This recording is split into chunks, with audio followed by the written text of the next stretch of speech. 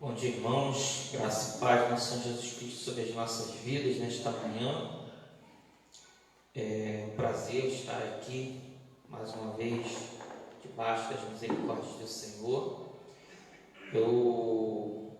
A palavra que o Senhor trouxe no meu coração, ela já está há alguns dias trabalhando no meu coração, desde que eu estava vendo minha esposa e minha filha fazendo um trabalho sobre a história de Naamã, e os seus mergulhos no Rio Jordão. Só que eles fizeram de uma forma numa linguagem infantil.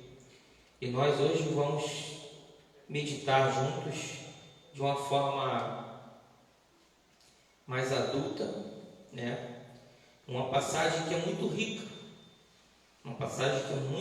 em várias questões. Eu comecei a ler aos poucos o capítulo, e aí eu fui meditando quantos fatos importantes aparecem nesse texto, que apesar de ter sido tantos séculos antes de Cristo, esse momento histórico, a gente sabia que é tão vivo e tão atual essa palavra até os dias de hoje. Então convido a igreja a abrir lá no 2 Reis. Eu não vou ler o capítulo todo, a gente vou lendo e caminhando com os irmãos.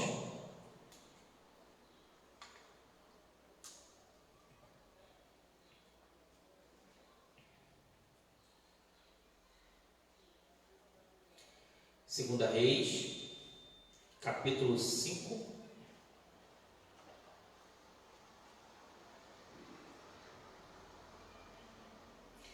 O tema desse texto de hoje é Naamã é curado de lepra.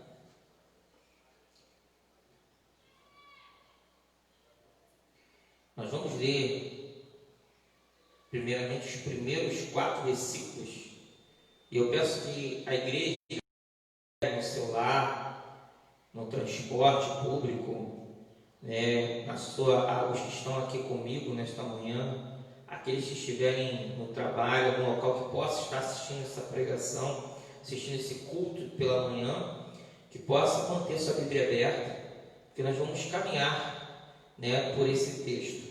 2 Reis capítulo 5, Naamã, comandante do exército do rei da Síria, era grande homem diante do seu senhor e de muito conceito, porque por ele o Senhor dera vitória à Síria. Era ele herói da guerra, porém leproso. Saíram tropas da Síria e da terra de Israel levaram cativo uma menina que ficou ao serviço da mulher de Naamã. Disse ela à sua senhora: tomara o meu senhor estivesse diante do profeta que está em Samaria, ele o restauraria da sua lepra. Então foi Naamã e disse ao seu senhor: assim e assim falou a jovem que é da terra de Israel. Essa primeira parte do texto, primeiro a gente compreender, Naamã não era apenas um comandante do exército. Naamã não era apenas, a gente vê hoje no Brasil, vários generais aí, capitães, o que a gente mais viu falar agora é de militares nas instituições do Brasil, tanto que há uma crítica muito grande em que hoje nós temos no Ministério da Saúde, no lugar de um médico, nós temos um militar, Então a gente entender que Naamã não era apenas um comandante do exército. Naamã é um herói para o povo sírio, daquela época. Naamã era aquele líder que trouxe as vitórias ao reino da Síria. E como que funcionava no mundo antigo? No mundo antigo, alguns povos, eles dominavam e tomavam totalmente a região, mas acontecia casos como o que está acontecendo aqui entre Síria e Israel. Nesse período, Israel já tinha se separado, dividido em 2 reinos. O reino do norte, com a capital em Samaria, o reino de Israel, que ficaram de 10 tribos, e 2 tribos que ficaram com o reino de Judá, que a capital era Jerusalém. Esse momento aqui, Israel, o reino de Israel, ele estava, né, subjugado pelo reino da Síria. Então aqui primeiramente está falando da importância de Naamã. Naamã, comandante do exército do rei da Síria, era grande homem diante de seu senhor e de muito conceito, porque ele era um herói de guerra. Foi ele que trouxe toda essa vitória. Porém, Naamã sofria de uma enfermidade muito cruel no mundo antigo.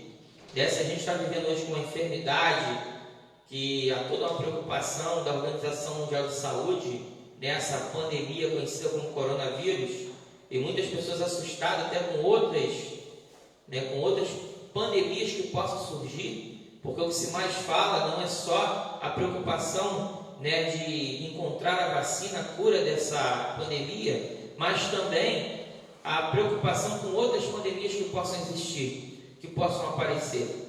Então, o mundo que vive nesse momento tão difícil, é só sabermos, irmãos, que a humanidade já passou por algumas pandemias, né? Se foi a gripe espanhola no início do século XX, se foi a peste negra, né?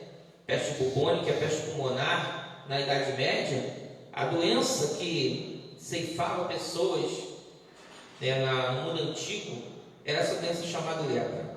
Então, Naamã, apesar de ser um herói, um homem extremamente importante, ele era leproso.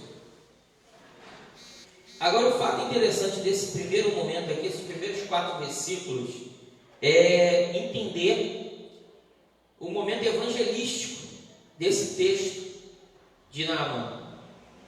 Essa menina que fala para o seu senhor, na verdade ela está dizendo a sua senhora, né? Só que o senhor, através da esposa, tomou, né, conhecimento e foi lá ao rei e falou sobre o que ele ouviu. E o interessante é que essa menina, ela saiu cativa. O que quer dizer cativo? Escravo. Essa menina foi levada para a Síria pelo aquele exército. Ela não foi ali porque ela quis, ela não foi ali porque ela fez um contrato de ir para um país diferente. Não é como aquele estudante jovem que vai fazer seu estágio, né, seu momento de maior crescimento de conhecimento num país estrangeiro, né, conhecer uma nova língua, nova cultura, aperfeiçoar os seus conhecimentos de ensino científicos. Não, essa menina, que a gente não tem nenhum nome dela aqui, ela vai como serva, cativa, escrava. Ela vai para servir aquela família.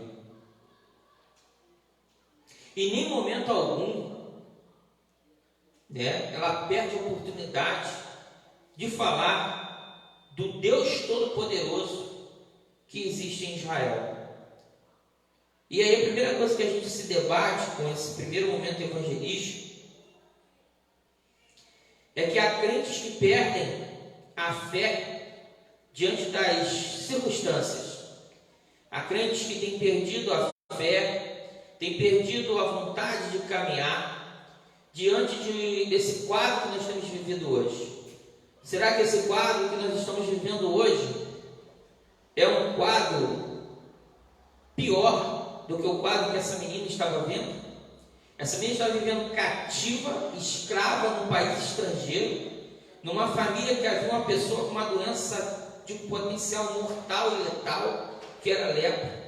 A gente entender como que a lepra era tão perigosa, que você, quando vai nos livros, né, do Pentateuco, você chega ali no livro de Levítico, quando você vê todo o preparo de quando você tinha na casa um leproso, e essas pessoas leprosas, elas eram afastadas do arraial, elas eram retiradas, né, do convívio social das pessoas. Aqui nós estamos aqui com alguns irmãos com máscaras, guardando a distância, né, que é orientada-nos a fazermos, mas não cabia isso. A lepra era uma doença contagiosa, perigosíssima, letal, e que tirava totalmente as pessoas da sociedade, tirava as pessoas do convívio, tirava as pessoas das suas funções, das suas condições de vida. E essa jovem estava ali, aquela menina serva, sabendo que o seu senhor leproso, um homem enfermo, que vestia toda aquela armadura, aquelas vestimentas como herói, que externamente, parecia para todos como o herói vitorioso que deu várias vitórias à Síria, mas por dentro aquele homem estava dominado por uma doença contagiosa, uma doença letal, a lepra. Mas nem assim essa menina se amargurou, deixou de falar do nome do Senhor Deus, deixou de falar daqueles que serviam ao Senhor. E aqui eu te faço duas perguntas em cima desse momento, desse texto. Você tem achado que o Senhor diminuiu o poder e a capacidade dele de curar? Aonde está a sua fé diante das circunstâncias que temos vivido? Pois essa menina não perdeu a fé. Eu me lembro aqui, por exemplo, da passagem da história de José, lá no livro de Gênesis, capítulo 37, quando ele é vendido pelos seus irmãos. No capítulo 39 a 40, em que ele passa toda aquela senda, desde servo, escravo de Potifar, até o momento de desgraça, ser preso dentro do local que era o presídio do faraó, a prisão do faraó, onde ele estava com homens criminosos. Um jovem hebreu, servo do Senhor. E José em qualquer momento lamentou. Ou José em qualquer momento deixou de ser o exemplo de servo de Deus. Como essa menina aqui, que ela continuou sendo serva do Deus de Israel. José se manteve íntegro. Abacuque, que lá no texto maravilhoso, do capítulo 3, versículo 17 e 19, ele diz que as circunstâncias, ele fala do alimento, da figueira, ele fala da carne, da ovelha, ele fala de toda a circunstância que estava ao seu redor, e ele diz que nada disso afetaria a fé dele, porque ele conhecia o Deus em que ele tinha crido. E a minha pergunta a você nesta manhã: você conhece o teu Deus? Você sabe da capacidade do teu Deus? Pois há crentes que perderam a fé. Há crentes que estão achando que o nosso Deus não é o mesmo Deus dos anos passados. Outra pergunta que me vem aqui quando eu vejo essa menina, que diante de todo esse quadro negativo que ela estava vivendo, ela não deixou de falar de Deus. E o mais interessante, ela falou para a esposa dele que havia um profeta lá em Israel que poderia restaurar o seu senhor da lepra. Pergunta a você, meu querido irmão em Cristo: será que no teu serviço, no teu emprego, será que na tua vizinhança as pessoas te veem como esse profeta? Será que eles estão vendo você como aquela pessoa de fé que eles podem, nos momentos de angústia e dificuldade, pedir que você possa fazer uma oração? Quantos de nós, será que nós temos essa marca de Cristo? Essa marca de diferente? Essa marca não de poder em nós mesmos, mas que somos canal de bênção para as vidas que estão ao nosso redor? Pois essa menina, ela não foi só canal de evangelístico, como ela falou de um profeta, ela falou de um homem de Deus, que poderia ser o canal de cura para Naaman. Aqui a gente vê a segunda parte, só desses primeiros 4 versículos.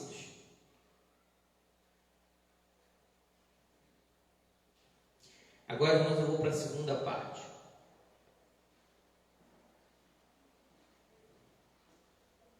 A partir do versículo 5, vamos até o versículo 7.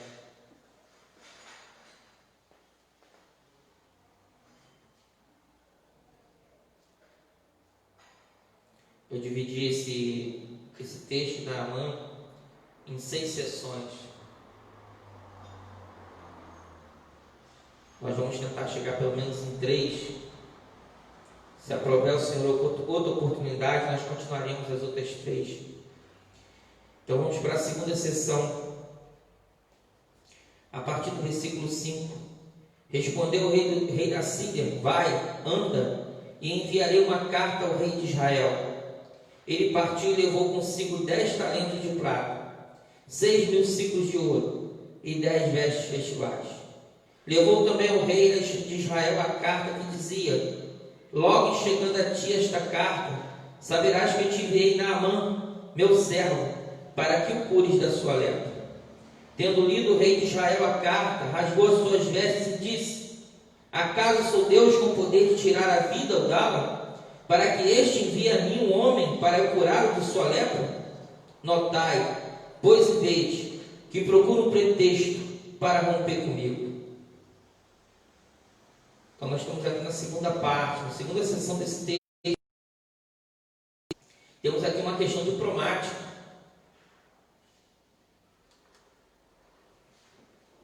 A Bíblia nos ensina até diplomacia, né? Até questões diplomáticas políticas.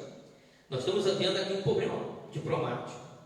Se você tem visto tanto nos jornais agora, né, os Estados Unidos acusar os chineses, né, havia toda essa briga, a disputa por vacinas, países que usam seu poder econômico e compram tudo que é medicamentos à frente dos outros, não preocupado, né, apesar da pandemia ter alcançado todos os povos, e a gente falar o tempo todo em uma fraternidade humana, em seres humanos mais se humanizando. É o que nós vemos, são fronteiras cada vez mais levantadas e estabelecidas.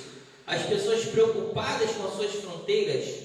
É o que nós temos mais visto hoje, né? Uma sociedade egoísta em que as próprias nações, apesar de estar numa busca de uma cura em comum, de uma vacina em comum, cada um buscando o seu espaço e demonstrando e apresentando as suas armas de poder. Então nós estamos vendo aqui uma questão diplomática. O rei da Síria, e aí, irmãos, pensamos de novo sobre Naamã. Esse homem devia ser um homem qualquer, né? Um homem que o próprio rei pega uma carta e escreve. O rei pega e escreve uma carta, preocupado com a vida daquele homem. Isso é para a gente vermos que não era pouco importante Naamã. Era um herói, um grande comandante, mas um homem que tinha todo um respeito do seu próprio rei, seu próprio monarca. Nós vemos a importância de Naamã. E aí o rei faz essa carta e manda para a carta do rei de Israel. O rei de Israel, na mesma hora, né, treme as suas bases, fica com medo. O que ele está pensando nesse momento? Eu já pago tantos de impostos a esse homem, a esse rei, para ele não fazer nada aqui em Israel, deixar a gente viver aqui em paz e a gente subjugado debaixo do poder desse país. Agora o que ele pode fazer? Ele está querendo inventar uma nova guerra. Ele quer tomar de vez o poder, ele quer de vez tomar nossas terras, escravizar todos nós. Já escravizou alguns de nós, como aquela menina que foi levada como serva de Naamã. Agora ele pode escravizar todo o nosso povo, tomar todas as nossas fronteiras do nosso povo, tomar tudo aquilo que é nosso. Essa carta aí não foi uma boa ideia, né? Pensa bem, você que tanto tem assistido o jornal, as questões de fronteira aí de Brasil, Venezuela, os debates, as discussões. Aqui nós estamos acontecendo um caso assim, um caso diplomático. O que esse rei? Esse rei mandou uma carta que Naamã ainda leva consigo, né, recursos financeiros para comprar a sua cura. Então aqui a gente não está faltando. O que o mundo tem vivido hoje? Será que tem faltado recursos? O coronavírus está aí. Nações mais poderosas, os centros científicos mais famosos e importantes. E se você observar uma enfermidade que não olha só para pobres ou ricos, ela vai colhendo aonde ela quer colher. Eu fico às vezes observando isso. Até pouco tempo atrás, o Rio de Janeiro sofreu de uma epidemia chamada dengue. Depois passou para outros como a chikungunya e tantas outras enfermidades, e parecia que nada estava acontecendo, porque as camadas mais ricas e poderosas da nossa população, do nosso país, do nosso estado, não eram afetadas, porque o mosquito estava mais próximo dos terrenos baldios, dos locais com pouco saneamento básico, locais de mata. E hoje, que essa doença vai de forma vertical, horizontal, aos 4 cantos do planeta, sem se preocupar com quanto você tem no bolso, e sem se preocupar quanto você tem de recurso. Aqui com Naamã acontecia a mesma coisa, irmãos. Normalmente, eu falei aqui no início, normalmente as pessoas que tinham lepra, elas eram levadas para fora da vida social, elas eram retiradas da cidade. Naamã estava só ainda vivendo nesse mundo político e social, pela importância que esse homem tinha como comandante, como rei, como herói, um homem vitorioso. A consideração que o rei tinha a ele, as pessoas faziam vista grossa uma doença contagiosa que esse homem carregava, provavelmente escondida dentro da sua armadura, dentro das suas vestes. Naamã, com uma carta debaixo do braço e com bastante recursos, agora partia para Israel. O rei de Israel se assustava, acreditando que aquele rei da Síria só estava usando isso como pretexto para romper os acordos políticos que existiam entre Israel e a Síria. E agora nós vamos para a terceira parte desse texto.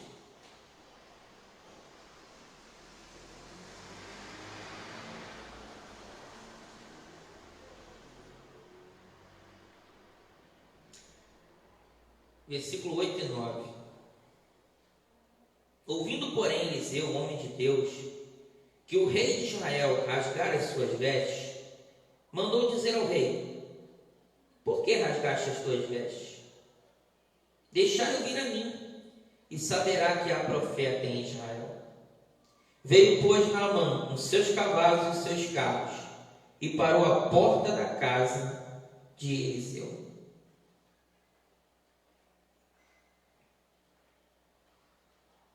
Até aqui, essa terceira sessão. Eliseu, homem de Deus, enquanto o rei estava lá tão preocupado e desesperado, e aí, meus queridos, pensa nós como igreja. Sabemos que algumas vezes as pessoas perguntam, né? Ontem eu estava com a minha família assistindo um filme cristão que conta a história de um milagre que aconteceu nos Estados Unidos em 2015, de um menino que se afogou e que ele, o menino chegou a ser dado como morto uma vez, e aí na oração da sua mãe o menino volta à vida, e aí depois acontece mais outros momentos de milagres em cima de milagres, em cima de as circunstâncias contra aquele adolescente era um terreno totalmente desfavorável. Primeiro, não havia expectativa pelo tempo que ele ficou dentro da água, de uma água gelada, de ele poder estar vivo. Depois começou-se a não ter expectativa de que ele vivesse muitos dias mais. Depois ele venceu outras circunstâncias. Era a expectativa que ele crescesse um adolescente, mentalmente já sem condições do seu corpo funcionar, para um garoto que era um atleta, jogava basquete. Mas contra todas aquelas circunstâncias, a fé daquela mãe, daquela mulher, e depois de uma igreja que clamou junto com um coração só, aquele menino voltou a ter uma vida normal. E hoje, eu até fiz uma pesquisa na época, que eu assisti pela primeira vez, esse menino até hoje serve a Deus nos Estados Unidos, no estado de Missouri. Então, nós vemos que o Senhor ele não mudou, e Eliseu sabia disso, diferente do rei, e diferente desse rei, irmão, sabe por quê? Aqui você já vê Israel afastado dos caminhos do Senhor. Esse reino de Israel subjugado pela Síria já era o exemplo do pecado e de como esse povo tinha deixado de servir ao verdadeiro Deus. Porque se você for buscar mais atrás, nos períodos de Davi, por exemplo, você vai ver que Davi não só tinha a soberania de Israel, de todo Israel, não um reino dividido, mas de Israel e Judá, de norte ao sul, e que todos os seus vizinhos o temiam, e todos os vizinhos pagavam impostos a ele, porque ele era o rei segundo o coração de Deus, ele era o povo que servia ao Senhor. Lembra-se do povo que andava com Moisés, um povo nômade, andando no deserto, com suas tendas, e aonde chegava os povos estremeciam, povos cercados de muralhas, de cidades poderosas, mas tremiam frente àquele Deus de Moisés. Qual é o Deus que você serve hoje, igreja? É esse Deus de Moisés? É o Deus de Davi? Ou o Deus desse rei que se acovarda e teme pelos acordos políticos, pelos acordos corruptos que ele fez para manter a sua coroa, não preocupado com o seu povo, que foi cativo e escravo para a Síria, mas preocupado com o que tinha, com o que ele podia deter de poder. Que secularização que nós temos colocado nas portas da nossa igreja, como temos agido com a nossa fé. Estamos temendo a qualquer diagnóstico, pois eu posso te dizer, o Senhor cura a lepra, que é o pecado nas nossas vidas, como Ele tem o poder de curar qualquer doença, qualquer enfermidade, e também, se for vontade dEle, Ele te levar, Ele tem o poder de te dar vida eterna, uma eternidade com Ele, que é muito melhor do que tudo isso que você tem visto nesta terra. Mas qual tem sido a nossa preocupação? Em qual Deus nós temos colocado a nossa fé? Eliseu tinha certeza. Eliseu vira para o rei: por que rasgaste as suas vestes? Está preocupado com o quê? Existe Deus em Israel. Deixa ele vir. Deixa ele saber que tem servos do Senhor. A pandemia vai arrasar, vai matar mais de 20% da população brasileira. Irmãos, não é só uma gripezinha não. Quem teve a doença, ou quem familiares que teve, a doença é perigosa, a doença é letal, a doença é forte, a doença machuca e magoa, a doença entristece famílias. Também não é, a gente está fazendo o que tem que se fazer, que a ciência ensina e que manda, mas nós temos um Deus que cuida de nós, e é Ele que nos garante estarmos vivos todos os dias. É Ele que tem freado essa enfermidade no nosso país e até no mundo, porque tudo está no controle. E Eliseu sabia disso. Para que se desesperar? Por que o rei ficar preocupado?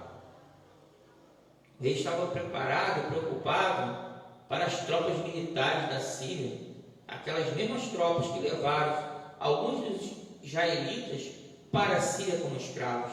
Ele estava preocupado com a sua coroa, o seu poder, de perder todo esse poder, de vez ser subjugado nas mãos, agora ser escravo também daquele rei.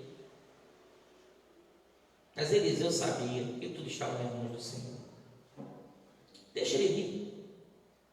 Deixa o capitão vir. Deixa o comandante Naamã chegar à minha porta. Manda ele na minha porta. E Naamã vai. No versículo diz que Naamã chegaria com seus cavalos e seus carros.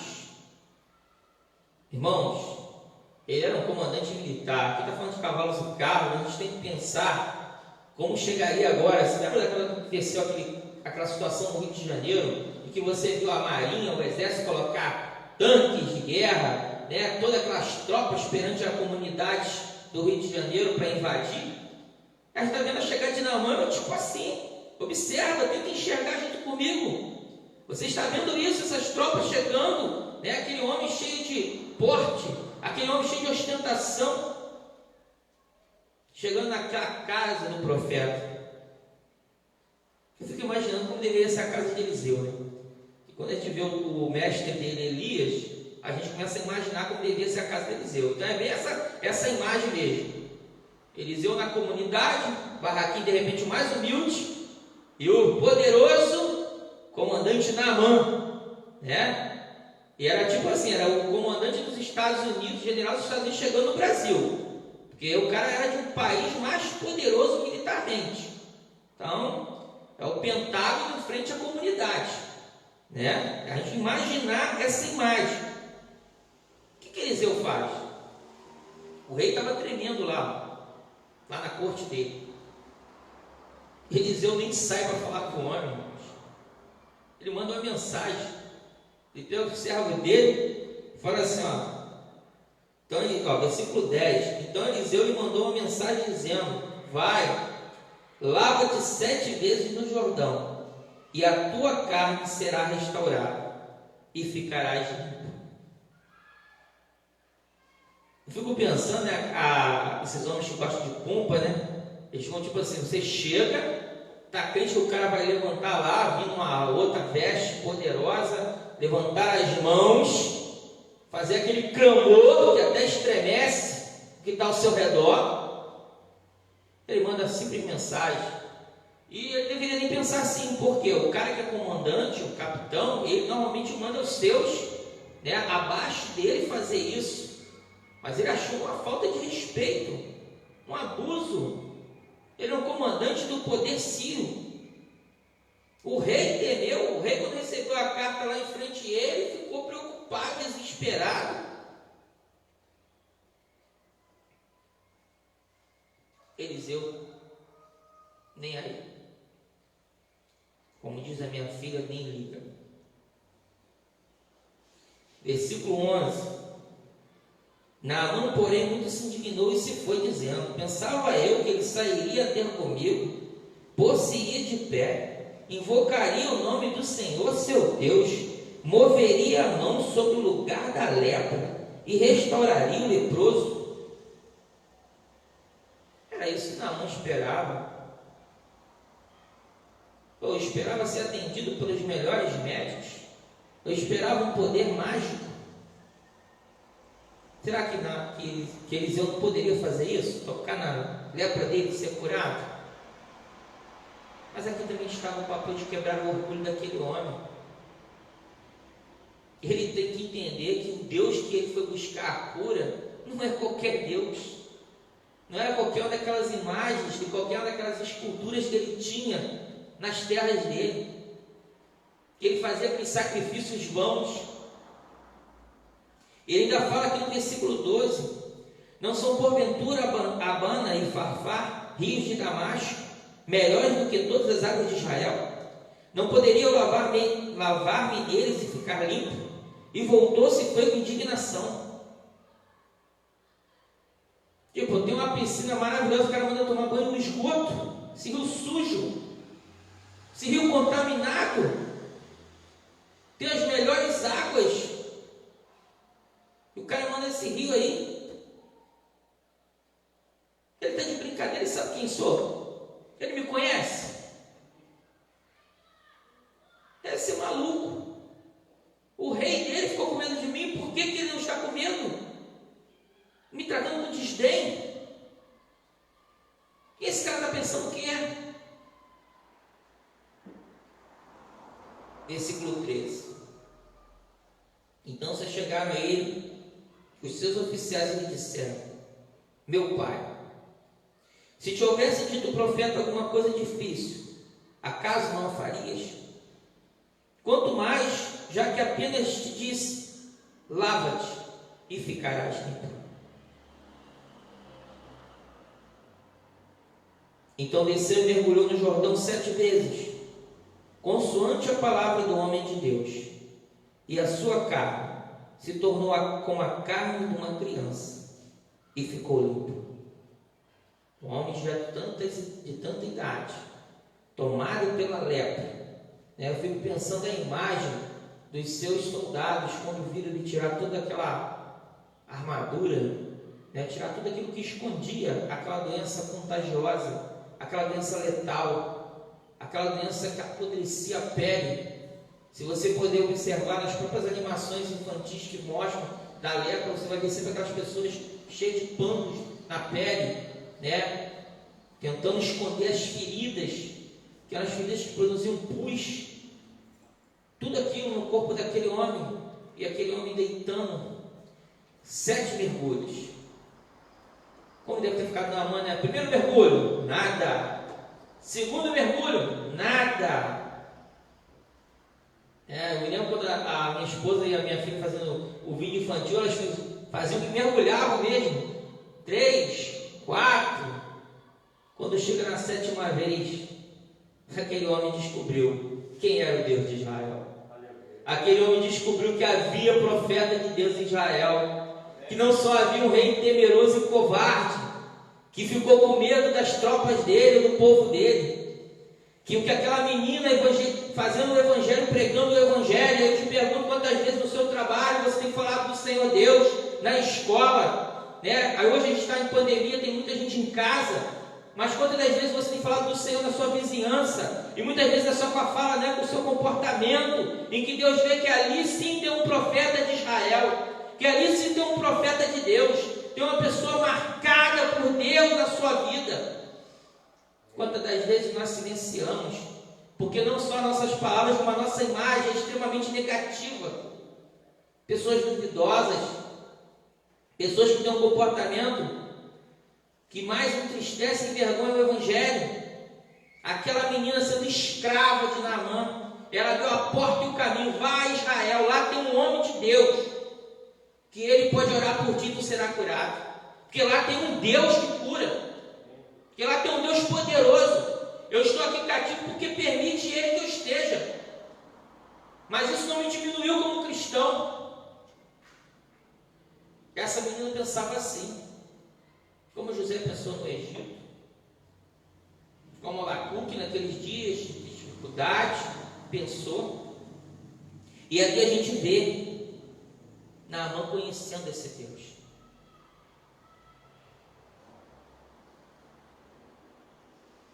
Versículo 15. Voltou o homem de Deus, ele e toda a sua comitiva. Veio, pôs-se diante dele e disse: Eis que agora reconheço que em toda a terra não há Deus, senão em Israel. Agora, pois, te peço, aceites o presente do teu servo. Porém, ele disse: Tão certo como vive o Senhor, em cuja presença estou, não aceitarei. Estou com ele para que aceitasse, mas ele recusou. Disse Naamã: Se não queres, peço-te que a teu servo seja dado levar uma carga de terra de 2 mulos, porque nunca mais oferecerás teu servo holocausto, nem sacrifícios a outros deuses, senão ao Senhor. Nisto perdoe o Senhor teu servo, quando meu Senhor entrar na casa de Rimom para lhe adorar, e ele se encosta na minha mão, e eu também me tenho de encurvar na casa de Rimom, quando assim me prostrar na casa de Rimom. Nisto perdoe o Senhor a teu servo. Eliseu lhe disse: vai em paz. Esse homem, depois de conhecer o Senhor Deus, ele não queria mais servir a outros deuses. Esse homem, e às vezes a gente fica olhando, né? Você pode falar assim: ele foi covarde. Quantos missionários nossos nós temos espalhados aí em países em que o evangelho é perseguido, e que muitas das vezes eles têm que fazer, né, esse mesmo papel de Naamã, mas eles sabem que Deus eles serve. Nós pregamos um evangelho racional, não um evangelho de loucuras. Por isso, vê o que Eliseu fala para Naamã: vai-te em paz. Mas Naamã era um coração novo. Ele não estava só curado da sua pele da lepra, mas ele estava com um coração novo, curado pelo Senhor. Um coração que agora conhecia o verdadeiro Deus. Ele não estava mais preocupado com aquilo que estava apodrecendo, porque o que estava na sua pele foi curado, mas o que estava apodrecendo por dentro também foi curado. E quando de nós, muitas das vezes, por fora temos uma aparência, mas por dentro estamos totalmente leprosos, enfermos, amargos, duvidosos, angustiados. Eu convido você a abrir lá em Mateus,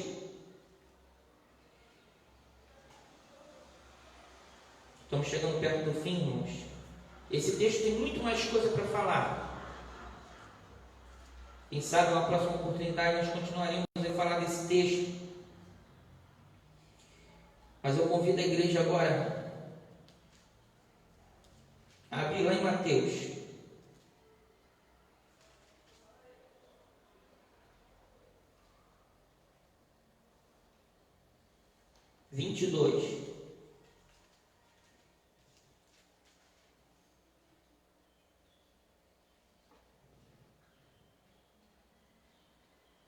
Mateus 22.